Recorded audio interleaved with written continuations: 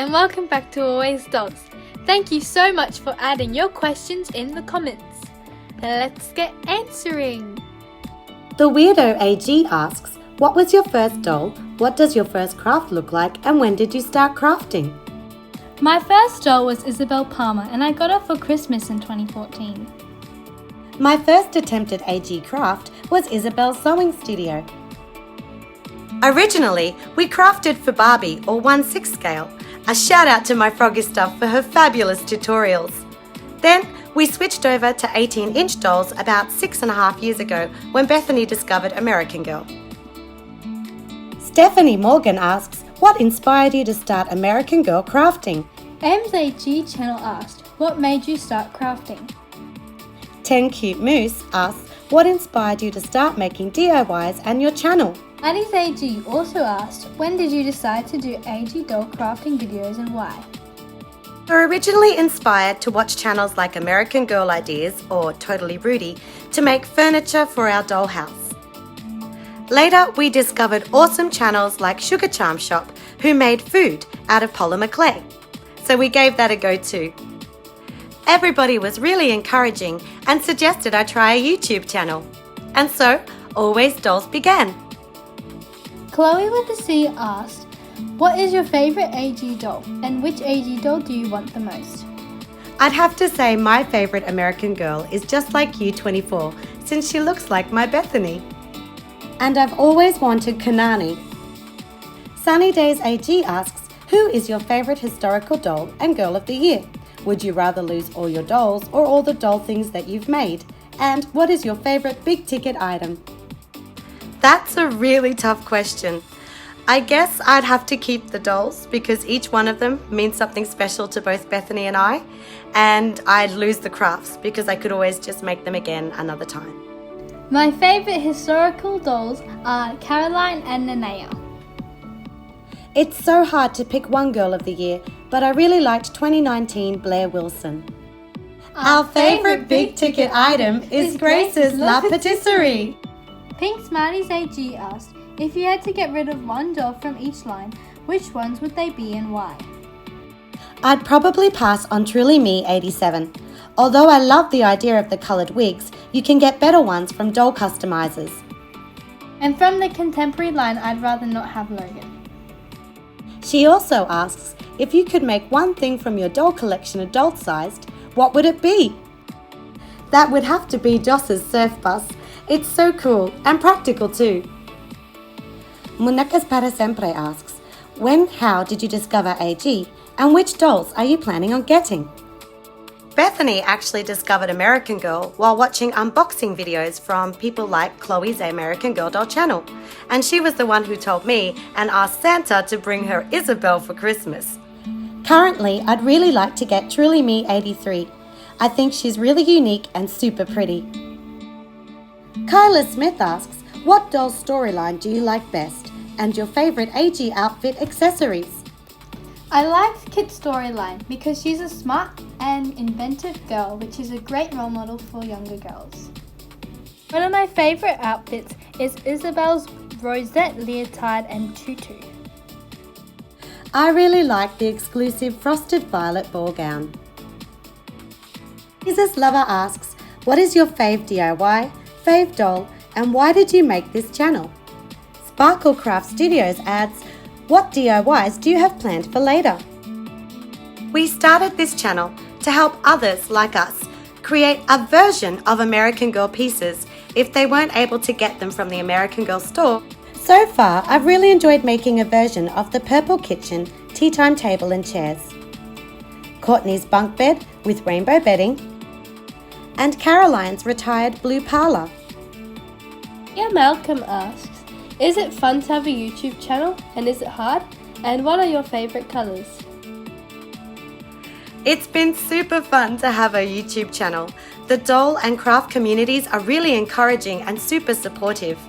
The hardest part is probably adapting my crafting skills so that you can see it well enough with the camera, and also the long hours of editing so that your video looks good. My favourite colours are pastel pink, blue and yellow. Crafty Callie asks, How do you come up with what you're going to craft? When planning a craft video, I look at 3 categories: a construction, a food item, or a decor item. I'm also really influenced by what American Girl and our generation put out.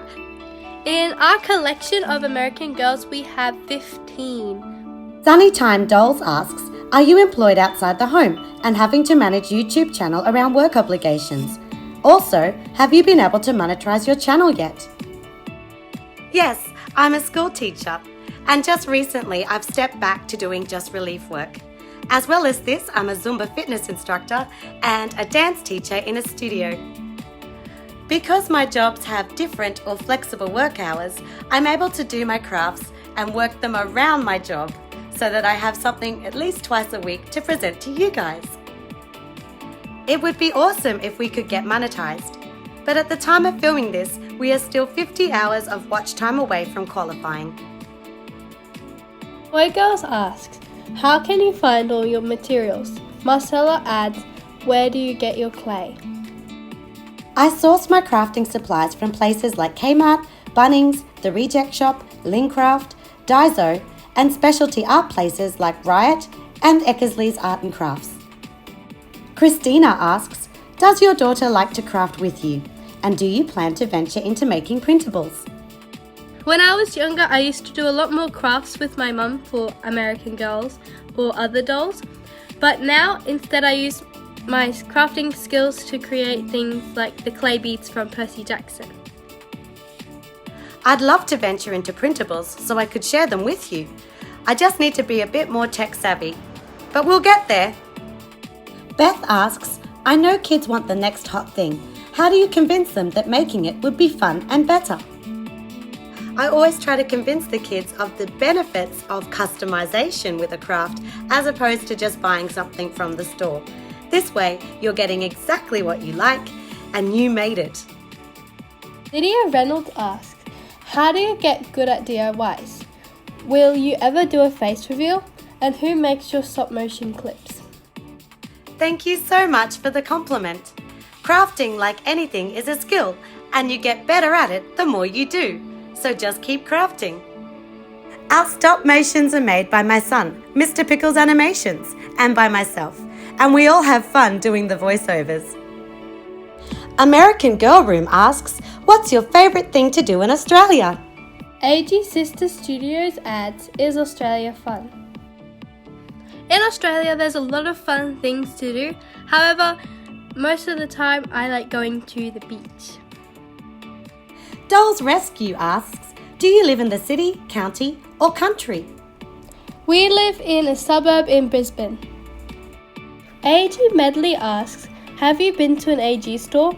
And how do you celebrate Australia Day and Christmas? No, we haven't gone to an American Girl doll store, but in the future we would love to go once COVID is over. Australia Day and Christmas occur during our summer, so we have barbecues and pool parties, and we invite family and friends over to just celebrate together. Jesus Lover asks, what was the hardest and time-consuming craft to make? Probably the hardest craft for me was Joss's surf van, because the combi van has a classic shape and design, and I was trying to make this from foam board. But the finished product turned out really great, and I was especially proud of version 2.0. One of the most time-consuming parts of a craft was the fence palings from Kira's platform tent, but it was really worth it in the end. Unicorn Rainbows Toys and Dolls ask, do you only craft for AG dolls? And do you have any other dolls you collect? Marcella adds, do you like our generation dolls? We did collect the Harry Potter dolls and some other made-to-move dolls, which we did create some crafts for, but now it's just the American Girl dolls that we craft for. Thanks for watching. We hope you got to know us a little better. See you soon at Always Dolls for more miniature crafting fun.